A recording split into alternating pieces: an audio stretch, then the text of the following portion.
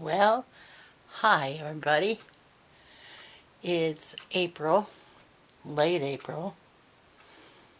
Time to do my newsletter.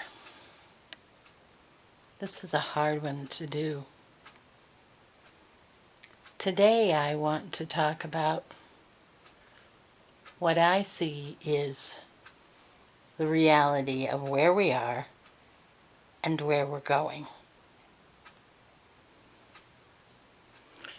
I'm sure there are some of you who have been ill or who have lost loved ones. And so the first thing I want to say is how terribly sorry I am for your suffering.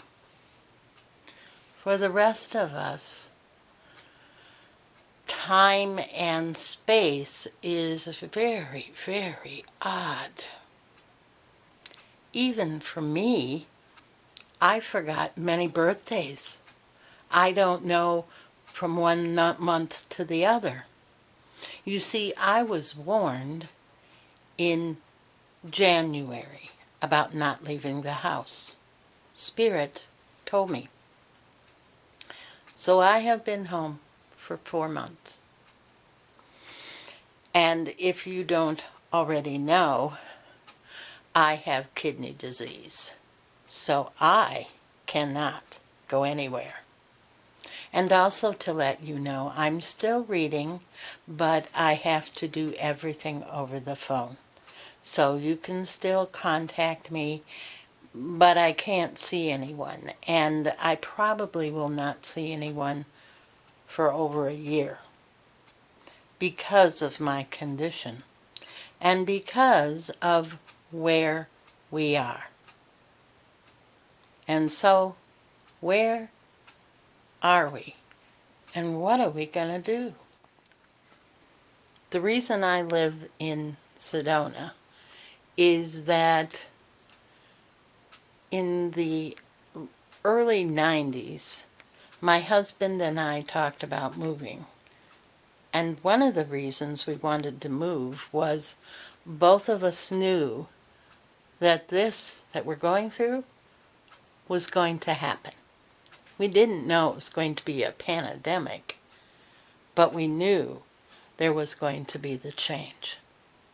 So we moved to Sedona all those years ago to be ready for what we're going through now. We even had our laundry room stocked with cans, but when my mother came to live with us, I said, "There's not enough room," and I got rid of them. So I have known for some time, and even had flashes as a teenager, of seeing empty schools, empty churches, and things empty. Then I didn't know what it meant, but I did know that it meant the end of those institutions. So that's what leads me to the next thing. Right now, we are in the early stages of what I call the shift, and many others are calling it that as well, because what it truly is a shift in consciousness. In a sense, society and the world as we knew it is gone. And it's almost like the concepts that we knew and that we lived by are dying. And new concepts have to be created and come into being. So just like the dying process, we, as people of the world, are having to go through a death process right now, along with, unfortunately, some of us who are also dying. I read something recently that said for 2,000 years we have been in a hierarchy. 2,000 years of believing. And we believed that we needed others to tell us how to live, to tell us about the other side, about heaven, and about our own spirituality. It's about government leaders, spiritual leaders, and people like myself. So people would go to those people. For 2,000 years, it was this believing. Now, what is happening is we're moving into a time of knowing, all of us knowing. There's no one to look to anymore.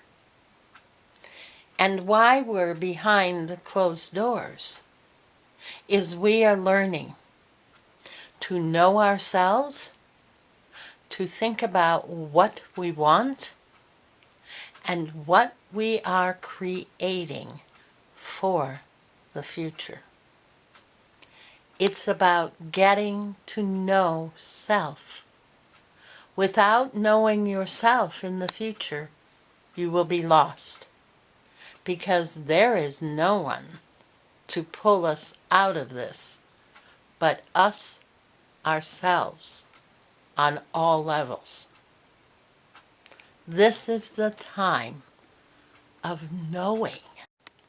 So if you would have a reading with me where I have contacted your loved ones, you have left, hopefully, knowing that there is something on the other side of our death, something that is expansive, something that is of a higher understanding. So is what we're going through. On the other side of the pandemic, there's going to be crisis economically, there's going to be crisis politically, anything you can think of within the next several years, there will be crisis and change. It's just change. Think about that. The only thing that is certain in life is change. And so, like the death process of all of us, we go to a different place. And this is what we're doing, but we're doing it in the body. So start to think about how you can contribute to the world. Are you a computer programmer? Are you good with people?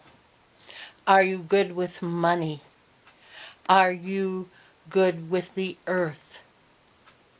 All of these things are going to need to have new systems of being. Education, all has to be redone, and all has to be in the spirit of kindness and gentleness and for humankind. Because the really great thing about where we're going is on the other side of all the crisis, it's going to be about us, not about money. I hope you're safe.